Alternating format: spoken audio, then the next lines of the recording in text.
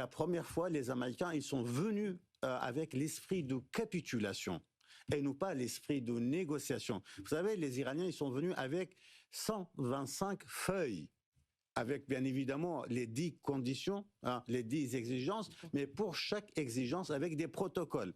Les Américains, ils sont venus avec une seule feuille dans laquelle il y avait les 15 exigences. Ils pensaient que dès qu'ils arrivent à Islamabad, les Iraniens, ils vont capituler directement.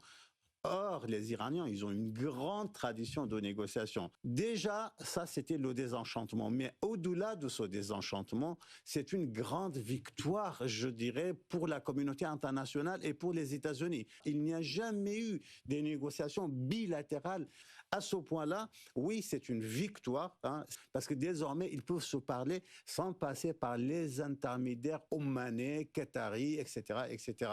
Mais bien évidemment, la dernière fois, lorsqu'on a signé des accords uniquement sur un point, le programme atomique, ça a duré 20 mois. Ce n'est pas avec 20 heures ou 23 heures qu'on peut régler cette question. Je pense que le marché, c'est l'indicateur le plus important à observer. Pourquoi? Parce que le marché est factuel, le marché est concret et il regarde les données concrètes et factuelles. Alors aujourd'hui, je pense que toutes les conditions objectives et factuelles sont réunies pour que les Iraniens et les Américains se retrouvent autour de la table de négociation.